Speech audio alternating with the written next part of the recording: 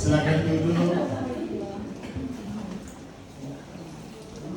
Saya bersuka cita kalau saya ada di tempat ini, di House of Glory, rumah kemuliaan Tuhan.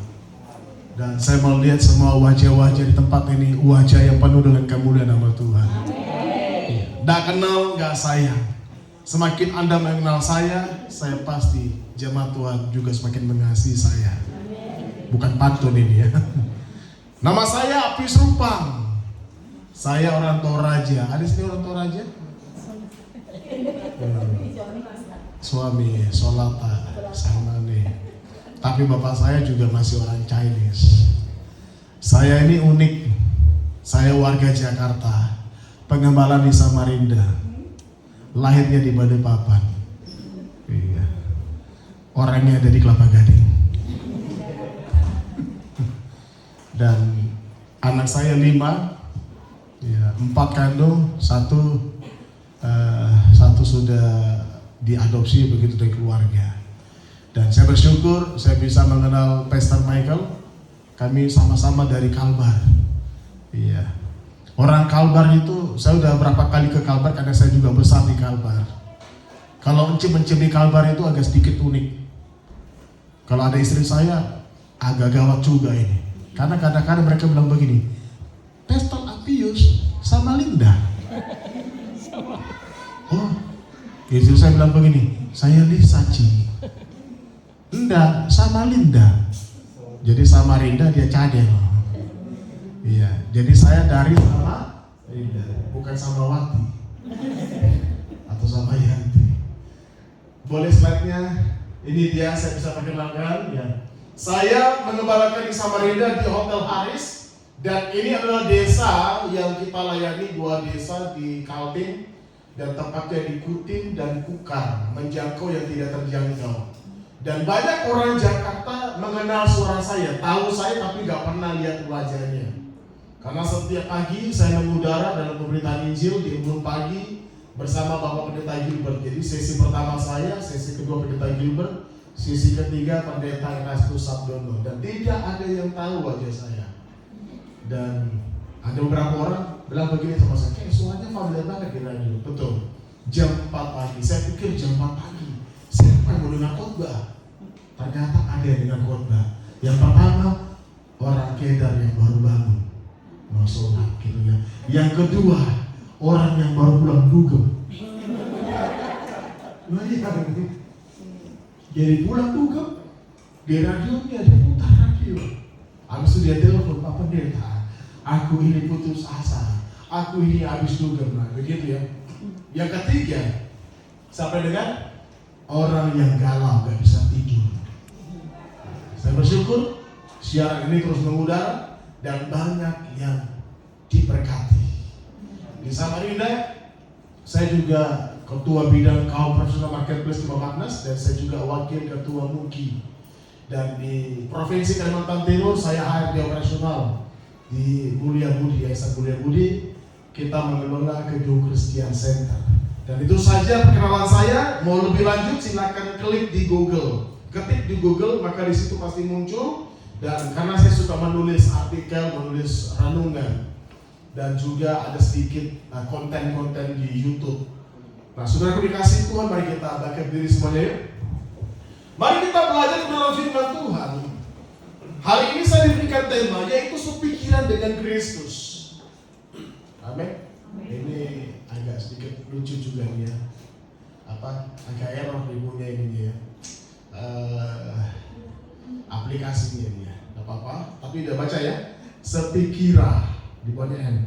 Iya, Kristus. Tapi ini nyambung ya. Gak apa-apa. Saya percaya semua pasti mengerti. Amin. Mari kita lihat Filipi pasal 2 ayat yang kelima. Kita baca bersama-sama 2-3. Hendaklah kamu dalam hidupmu bersama menaruh pikiran dan perasaan yang terdapat juga dalam Kristus Yesus. Sekali lagi 2-3. Hendaklah kamu dalam hidupmu bersama menaruh pikiran dan perasaan yang terdapat juga dalam Kristus Yesus. Berbahagia setiap kita yang membaca kebenaran firman Tuhan pada sore menjelang malam hari ini. Berbahagia setiap kita menemukan, dan yang lebih lagi yang berbahagia setiap kita menjadi pelaku-pelaku firman Tuhan. Katakan amin. Amin. Silakan duduk. Hari ini kita akan bicara tentang sepikiran dengan Kristus. Kata sepikiran berarti harus satu, sama berpikir seperti Kristus.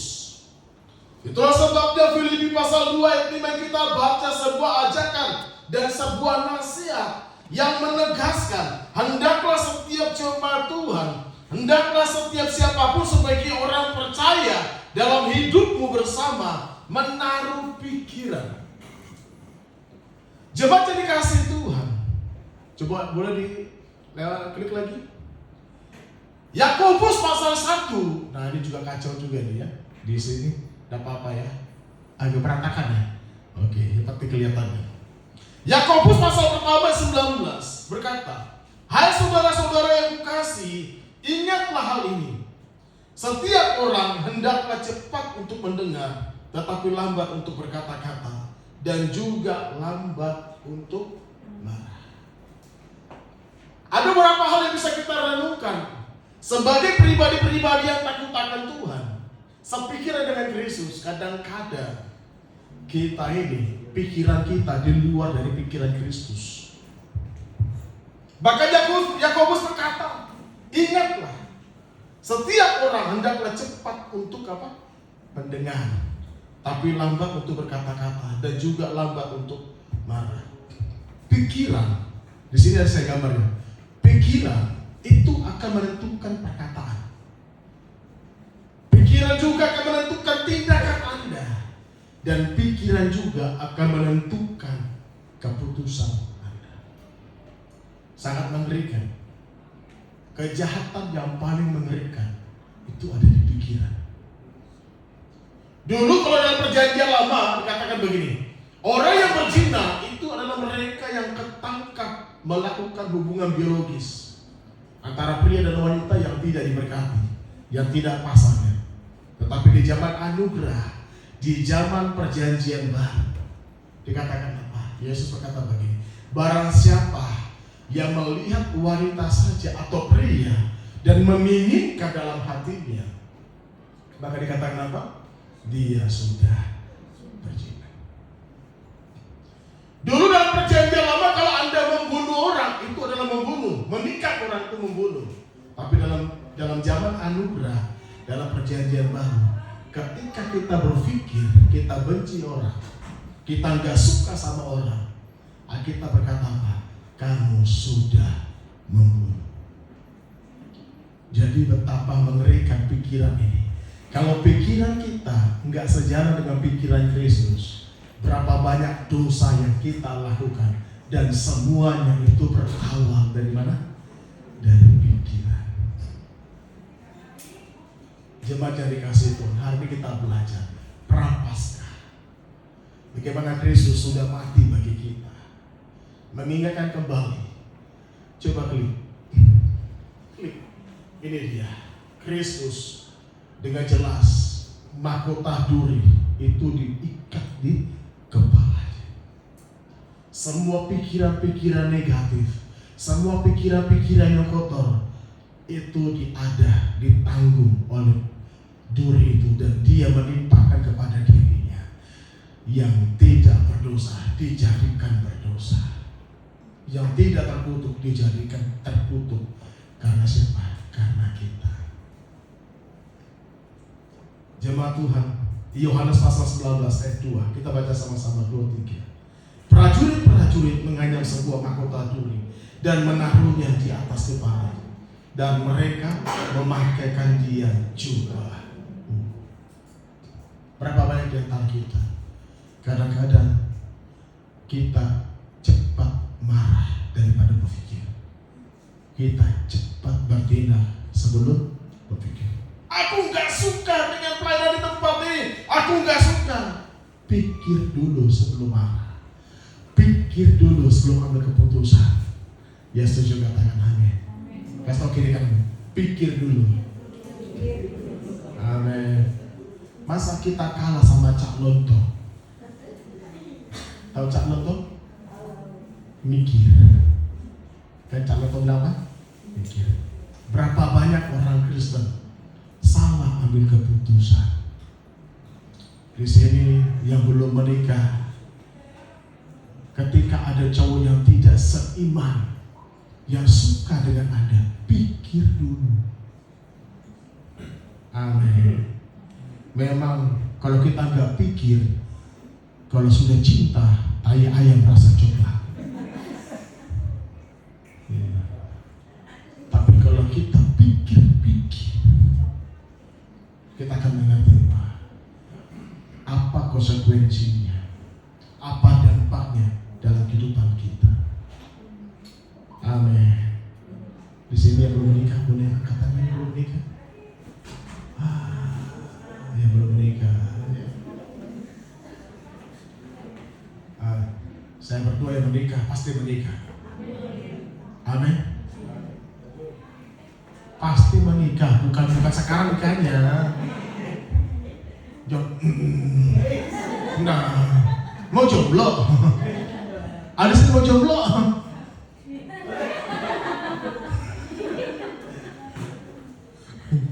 Jangan katakan dulu, pikir dulu. Pikir dulu, kenapa jomblo itu tidak Nah itu, jomblo itu tidak. Berapa banyak orang Kristen keluar dari komunitas, sakit hati, kecewa, tanpa memikirkan dulu konsekuensinya. Alkitab berkata apa? Ketika kita gampang tersinggung, gampang sakit hati, Amsal bilang apa? Engkau sedang menyiksa dirimu sendiri. Para wanita, ibu-ibu, saya mau kasih tahu, memang wanita itu ras yang terkuat di dunia. Betul? Iya. Sen kanan, beloknya kiri. Antara sen dan otak gak nyambung. Iya. Saya pikir-pikir memang benar juga ya, kadang-kadang wanita itu makhluk halus. Wanita itu penuh dengan misteri, betul? Tetapi kadang-kadang wanitanya perlu dijaga, hati-hati. Kenapa? Karena wanita itu perasaannya lebih tajam. Kalau pria, logikanya lebih kuat. Meskipun banyak pria yang tidak berlogika. Ya betul ya? Pria tidak perlu logika. Minum tua, tidak berlogika. Betul? Rokok, nanti Pak Pendeta cukup 1 batang, 2 batang, 3 batang. Enggak perlu berlogika. Tapi kalau wanita, perasaannya itu tajam, perasaannya itu halus, dan wanita itu gampang tersakiti. Dengar para wanita, saya mau wanita-wanita sini sehat. Amin. Mau tahu? 10%, bukan 10%, 10 wanita. Dari 10 wanita sudah diteliti, dan saya juga melihat dan saya sudah mengkaji. Kebetulan saya orang praktisi, ya praktisi untuk kesehatan. Ya, saudara, dari 10 wanita, 8 dan 9 wanita itu rentan rata-rata kena kanker payudara. Dengar baik-baik. Dari 10 wanita, 8 sampai 9 wanita rentan rata-rata banyak terkena kasus kanker payudara. Kenapa? Karena wanita suka menyimpan kesalahan. Makanya guru sejarah yang terbaik itu wanita. Dia bisa mengungkit masalah. Betul bapak-bapak? Coba kalau kau bersalah, dia ungkit itu. Betul? Kalau nggak sengaja lihat wanita, pasti saya olok nih. Dia olok itu sampai kau tidur dia juga olok, karena dia ingat kelakuanmu. Wanita itu memang perlu dijaga perasaan.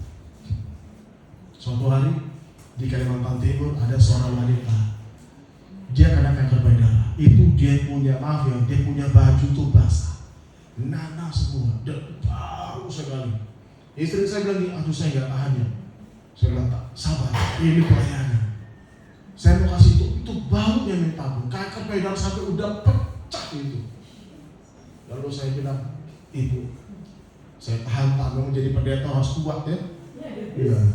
Saya pikir Bantar Gebang yang sampah itu ya, itu bau. Ternyata itu lebih bau daripada Bantar Gebang. Iya. Lalu kemudian saya bilang sama Ibu, saya mau tanya, Ibu ada sakit hati nggak? Iya Pak Pendeta. Itu tetangga saya Pak Pendeta. Dia suka menjolomi saya Pak Pendeta. Sakit Pak Pendeta. Makanya hati-hati kalau membuat TikTok ya. Sakitnya ku di sini, di dalam hatiku. Saya bilang begini, lepas pengampunan, pikirkan kesehatan, pikirkan kehidupanmu, pikirkan keluarga. Kalau tidak, kau sakit selama-lamanya, kau menderita. Dan dia belum percaya Yesus. Dia orang Gedar, bukan orang Kristen, orang Kutai. Saya ajak dia kenal Yesus, percaya Yesus. Dia menangis. Dan 3 bulan saya lihat dia sekarang sudah kering. Tepuk begitu. Kasih kiri kanan bilang, mau sakit hati pikir dulu. Amin. Bilang nih, mau kecewa pikir dulu. Amin. Mari kita lihat dari apa yang sudah saya catat, Filipi pasal 4 ayat 8, boleh klik. Jadi akhirnya saudara-saudara, semua yang benar, semua yang mulia, semua yang adil, semua yang suci, semua yang manis, semua yang sedap didengar, semua yang disebut kebajikan dan patut dipuji, pikirkanlah semuanya. Kadang-kadang kita ini lebih suka dengan yang namanya gosip. Semakin digosok, semakin sih. Kalau teman kita jatuh, senang kita, di kamar gembira ini. Apa itu? Teman kita jatuh loh. Itu biasa di Bible sekarang dia jatuh loh. Kita senang banget dengan kejatuhan orang.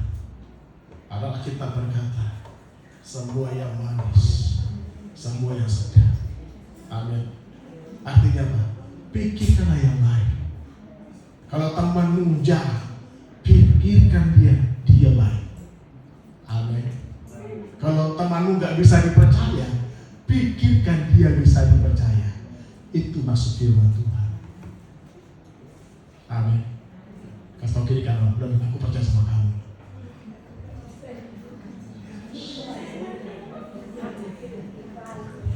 Yudas, siapa yang gak tahu Yudas di pengkhianat? Betul? Tadi saya khotbah di NCC. NCC itu lebih dahulu daripada NBC. Nah, itu bercanda, gereja NCC. Saya bilang NCC, berarti NCC itu baru NBC. Setelah NBC ada lagi gereja di Bekasi, NLC.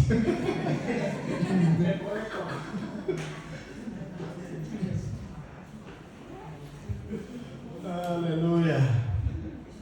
Saya bilang begini, mari kita pikir-pikir dulu sebelum bertindak. Amin.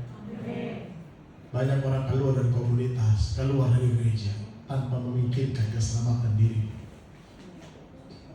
Hari kita belajar pikirkan yang baik. Berusaha berpikir yang baik, meskipun itu tidak baik. Karena kekuatan pikiran mampu mengubahkan yang tidak mungkin menjadi mungkin. Amin. Bilang, aku percaya Tuhan sanggup mengubahkan hidup saya. Amin. Mari kita belajar pelan-pelan. Kita lihat pikiran itu juga akan menentukan perkataan kita. Itulah sebabnya saya mau kasih tahu, dalam tahun Ibrani, tahun orang Yahudi, kita sedang ada di tahun 5786. Kemarin saudara kita Geda merayakan tahun Hijriah 1447. Betul? Orang China kemarin baru merayakan hari Imlek. Betul? Imlek, dan mereka Imleknya 2000 sekian nggak salah ya. Dan itu tahun kuda api. Dan kuda api itu 60 tahun sekali. Ya, 60 tahun sekali. Jadi kalau kita lihat 60 tahun yang lalu 1966, ternyata Indonesia itu pernah mengalami krisis yang parah. Dan Indonesia mengalami masa transisi. Dan itu juga pada saat di zaman itu tahun 1966 itu Indonesia pernah kehilangan beras. Dan hampir seluruh warga Indonesia bukan makan beras, tapi makan nasi jagung. Dan ternyata di Wahyu pasal 6 ayat 4 itu ditulis kembali tentang kuda merah. Kuda merah itu apa? Kuda merah itu dia punya tugas itu mengambil damai sejahtera dan membuat orang saling membunuh. Dan pembunuhan yang terjadi bukan pembunuhan fisik, tetapi pembunuhan karakter. Saya kasih tahu, hati-hati. Kadang-kadang perkataan kita bisa membunuh karakter orang. Contohnya apa? Ketika kita menjelekkan orang lain, kita sedang membunuh karakter. Sangat berbahaya. Makanya pikiran akan menentukan perkataan. Jemaat Tuhan, kalau kau menyanyi lagu dunia, pikir-pikir dulu. Karena setiap perkataan lagu itu adalah doa. Amin. Pak, aku suka lagu dunia. Pikirkan dulu kata-katanya. Karena di dalam kata-katanya ketika itu diucapkan berulang-ulang, itu akan menjadi doa. Contohnya lagunya apa? Anak-anak muda di sini, jangan kau tiap malam main gitar. Begini nasib jadi bujangan kemana-mana, nyanyi terus, dan itu jadi doa. Dan endingnya kau gak kawin-kawin dan gak punya yang suka karaoke, nyanyi, pikirkan dulu lagu itu. Ketika kau sedang ada masalah, jangan cepat-cepat nyanyi lagu dunia tanpa kau pikirkan. Saya melihat banyak orang Kristen, kalau sudah ada masalah, dia nyanyi lagu dunia. Lagunya begini, aku tak sanggup lagi menerima penderitaan ini. Pikirkan lagu itu, kata-kata itu sangat mengerikan. Harusnya apa? Aku sedang ada masalah tuh. Pikiranku kepada engkau, engkau sanggup mengubahkan hidupku yang tidak mungkin menjadi mungkin. Nyanyi dengan perkataan, Dia sanggup, Yesus sanggup melakukan perkara yang besar. Amin. Amin. Kasih tahu kiri kanan, pikiran akan menentukan perkataan. Mari kita lihat lidah. Amsal pasal 18 ayat 21 kita baca bersama-sama 2-3. Hidup dan mati dikuasai lidah. Siapa suka menggemarkannya apa? Hati-hati. Artinya apa? Ketika kita berkata begini, bodoh kamu, itu bodohnya langsung bodoh kamu ke kita. Jadi dia bergema. You understand? Bilang stand. You understand? Maaf ya, saya bilang. Ketika kau berkata anjing kamu, nah dia kembali anjing kamu. Hati-hati. Sekarang ini setan luar biasa, betul? Setan bekerja. Setan bilang begini, kita kumpul. Setan kan punya organisasi kan? Dia punya organisasi. Namanya perkumpulan geng setan. Setan bilang begini, kita kumpul, itu pendeta sudah marah-marah. Tidak boleh bilang anjing. Kita ganti. Apa kata setan? Anjir. Jadi sekarang Kadang-kadang kalau marah sedikit, anjir. Pernah pemusik, salah sedikit, anjir. Pemusik, anjir. Pendeta marah. Pendeta bilang, jangan bilang anjir. Anjir itu anjir. Setan kumpul lagi. Setan bilang kita ketahuan. Kita ganti lagi yuk. Apa bahasanya? Anjay.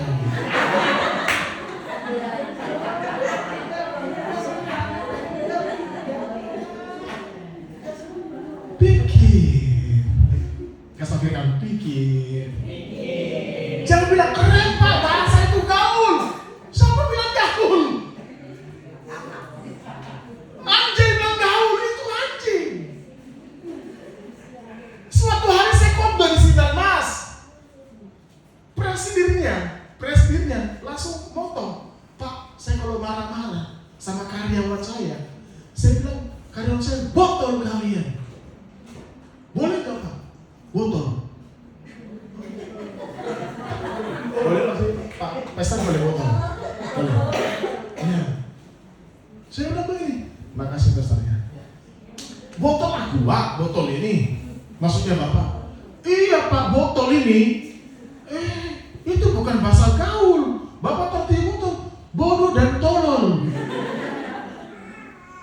Makanya jangan heran karyawannya Bapak gak ngerti-ngerti. Kenapa gak ngerti-ngerti? Karena dikutukin bodoh dan ibu-ibu kalau marah sama anak, memang kamu goblok, botol kayak bapakmu. Persis kamu kayak nenekmu.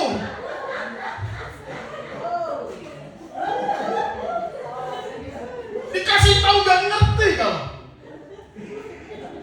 Jemaat pikir dulu. Jangan cepat-cepat marah. Amin. Amin. Hati-hati. Saya sekarang nggak pernah bilang anak saya goblok, bodoh, anjing. Sama istri saya pun sampai sekarang tidak pernah. Kami selalu berpikir yang benar, melepaskan berkat. Ya setuju, katakan amin. Kasih tau kiri kanan, bilang gini, kamu ganteng, kamu cantik hari ini.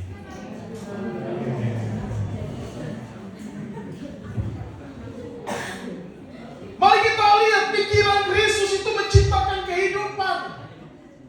Kita baca sama-sama 2-3. Kami apa? Mematahkan setiap siasat orang dan merubuhkan setiap kubu. Jangan diganti dulu, pikir dulu dong saudara. Pikir dulu. Tidak apa-apa ya, makasih multimedia ya. Luar biasa. Kami mematahkan setiap apa? Siasat orang dan merubuhkan setiap kubu yang dibangun oleh kaum manusia untuk menentang kebenaran Allah. Kami menawan segala pikiran dan menaklukkannya kepada Kristus. Percayakah Anda pikiran Kristus itu menciptakan kehidupan? Saya nggak tahu apa keadaanmu hari ini. Mungkin keadaanmu susah, mungkin keadaanmu sakit, atau mungkin keadaan Tuhan. Anakku udah mau sekolah, nggak mampu, nggak bisa. Gunakan pikiran Kristus. Ciptakan itu yang tidak baik menjadi baik. Ya setuju, katakan amin. Jangan ada persepsi yang salah. Jangan ada pikiran-pikiran yang negatif. Itu suamiku itu B11 pagi-pagi pulang petang-petang, penghasilan pas-pasan. Bilang terima kasih Tuhan, meskipun suamiku kerjanya, gajinya pas-pasan, tapi berkat-Mu selalu berlimpah. Amin. Mari kita ciptakan kehidupan. Dimulai dari mana? Pikiran Kristus. Kita lihat ada beberapa. Yang pertama, pikirkan perkara di atas. Baca ayat 2-3. Pikirkanlah perkara yang di atas, bukan yang di bumi. Kita nggak salah memikirkan pekerjaan kita. Kita nggak salah memikirkan uang. Kita nggak salah memikirkan dagangan kita. Tidak salah. Tapi firman Tuhan mengingatkan kembali, hendaklah kita lebih berpikir kepada perkara-perkara yang ada di atas. Kenapa? Karena hidup kita hanya sementara. Kemarin waktu kami ke puncak, saya ketemu dengan Bapak Pendeta Michael, dan ternyata di situ kami baru tahu ada pemberitaan yang turun yang kami dengar langsung di situ. Dan kenapa? Itu karena suami Ibu Pendeta Dora Kansil ternyata berteman dekat, berteman dengan kerabat dengan seorang almarhum yang baru meninggalkan uangnya sebesar 722 triliun. 1 triliun aja penuh uang ini, Pak. 1 gedung ini. Iya. Jadi 1 miliar itu 1 dos Indomie. Berarti kalau 1000 triliun, 1 triliun berarti 1000 dos Indomie kan? Nah, kalau ditumpuk penuh di ruangan. Betul? 722 triliun. Meninggal, uangnya ditinggalkan begitu saja. Tapi kalau kita memikirkan perkara-perkara yang ada di atas, percayalah, ketika kita meninggalkan bumi ini, pikiran kita sudah dari sana, jiwa kita sudah dari sana, dan harta kita ada di surga. Tepuk tangan gitu. Saya ini kontraktor. Karena ini Bapak Pendeta kontraktor. Kontrak sana, kontrak sini. Itu kontraktor. Jadi saya nggak punya rumah. Siapa sih nggak punya rumah? Katakan, enggak apa-apa, saya juga nggak punya rumah. Kita kontrak sana, kontrak sini. Gereja kita juga sama, Pak. Kontrak sana, kontrak sini. Gak apa-apa, kita berdua pasti kita punya rumah. Amin. Nah, kasih kira kita pasti punya rumah. Tetapi yang lebih penting, rumah di surga diamankan dulu. Jangan sampai di bumi kita punya rumah, di surga nggak punya rumah. Makanya ada pertanyaan yang sangat tidak enak. Suatu hari orang datang kepada saya, Pak Pendeta, kenapa ada orang cepat mati? Orang baik cepat mati daripada orang jahat umurnya panjang. Pernah dengar? Pak Pendeta itu orangnya baik banget. Dia cepat mati meninggalkan kita, cepat betul Pak Pendeta. Nggak adil kayaknya Tuhan. Ini tetangga saya mulutnya jahat, mulutnya kayak ember. Jadi kalau hujan bocor aku panggil dia. Karena mulutnya ember. Umurnya panjang. Saya pusing, gimana jawabnya? Gak bisa tidur saya. Tuhan kasih saya hikmah. Apa jawabannya? Dan ternyata yang saya pakai itu juga dipakai oleh Pendeta Gilbert. Kemarin itu Pendeta Gilbert juga bikin caption. Saya dapat jawaban. Akhirnya saya penuh orang itu. Saya punya jawaban. Apa itu Pak? Kenapa dia cepat meninggal? Cepat mati meninggalkan bumi ini?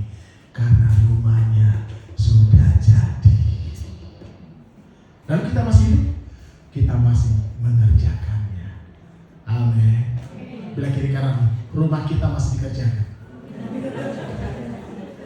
Amin. Ya mantap dong punya rumah. Bila rumah kita masih dikerjakan. Bilang begini, semoga kita tetangga. Amin. Surga itu indah. Yesus bilang apa? Aku pergi ke sana menyediakan tempat bagimu. Jadi itu rumah indah. Makanya pikirkan perkara yang ada di atas. Yang kedua, pikirkan pekerjaan Tuhan. Amin. Kita baca 2-3. Karena kita ini buatan Allah, diciptakan dalam Kristus untuk melakukan apa? Pekerjaan baik yang dipersiapkan Allah sebelumnya. Ia mau apa? Luar biasa. Ini ayat luar biasa. Dikatakan apa? Melakukan pekerjaan baik. Pikirkan pekerjaan Tuhan. Kalau di tempat ini, apa yang kurangnya di gereja ini? Oh iya, Pak Pendeta, kayaknya tombak kantong kolekte kurang. Aku mau dong bawa kolekte. Nah, yang mukanya sangar-sangar cocok tuh bawa kolekte. Yang mukanya ramah-ramah, cocok di depan. Enggak. Siapa saja mukanya pasti bagus. Amin. Pikirkan pekerjaan Tuhan. Oh, gereja kita mau retreat, butuh biaya. Datang Pak, gimana? Pastor, berapa yang kurang uangnya? Itu keren. Amin. Jangan cari masalah di gereja ini. You understand? Stand. You understand? Pikirkan pekerjaan Tuhan. Kalau kau pikirkan pekerjaan Tuhan, maka Tuhan juga pikirkan pekerjaanmu. You understand? Kalau kau pikirkan pekerjaan Tuhan, Tuhan juga pikirkan kehidupanmu. Amin. Tuhan berkati pekerjaanku, Tuhan berkati bisnisku. Tuhan bilang begini, kau aja gak pernah memikirkan pekerjaanku. Bagaimana mungkin aku memberkati engkau, kata Tuhan. Pekerjaanku aja mau gak pikir. Mari kita lakukan pekerjaan yang baik. Amin. Bukan benar atau salah, tapi suatu hari pekerja saya datang, Pak Gembala, kenapa? Pak Gembala kalau khotbah celananya terlalu ketat. Oh, terus apa? Nonjol Pak Pendeta. Saya bilang, kau salah. Oh, bagaimana Pak Pendeta? Kenapa salah? Kamu tuh kalau mau tegur saya, kamu pergi dulu ke matahari. Kau beli celana, baru kau bawa ke Pak Pendeta. Pak Gembala, celana ini lebih bagus daripada celana yang Pak Pendeta pakai. Amin. Jangan kritik. Itu saksofonnya kurang keren, nggak mirip sofa. Jangan komplain. Pikirkan gimana caranya supaya saksofonnya lebih bagus. Contoh. Amin. Pikirkan bagaimana caranya soundnya bisa lebih bagus. Tapi hari ini saksofonnya musiknya keren. Betul begitu. Saya ini kayak beribadah di seribuan orang. Betul. Besar semua, ini keren ya. Sampai saya lupa. Tadi saya kirim ke bendahara saya. Bendahara saya bilang, keren sekali ya. Minimalis. Ini awal yang sangat bagus. Amin. Karena kita memikirkan bersama-sama. Kita pikirkan pekerjaan Tuhan di tempat ini. Karena kita semua sama-sama besar dan sama-sama dipakai untuk melayani Tuhan. Terutama di Tuhan Yesus. Yang terakhir, pikirkan yang memuliakan Tuhan. Ini ayat terakhir kita baca sama-sama. 2, 3. Jadi akhirnya saudara-saudara, semua yang benar, semua yang mulia, semua yang adil, semua yang suci, semua yang manis, semua yang sedap didengar, semua yang disebut mantap. Pikir dulu dong sebelum bergerak. Semua yang disebut apa? Kebajikan dan patut dipuji. Di bawahnya apa? Pikirkanlah semuanya itu. Amin.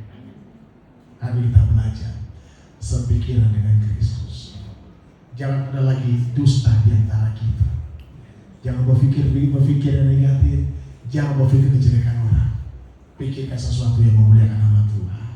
Ya, saya katakan amin.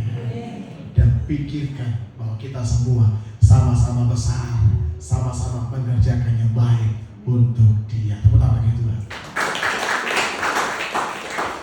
Dengar, saya mau kasih tahu sekali lagi. Pikiranmu akan menentukan perkataanmu. Pikiranmu akan menentukan tindakanmu.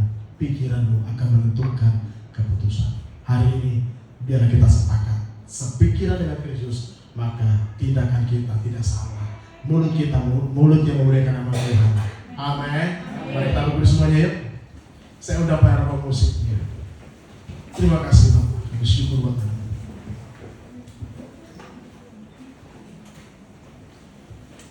Aku mengasihi. Aku mengasihi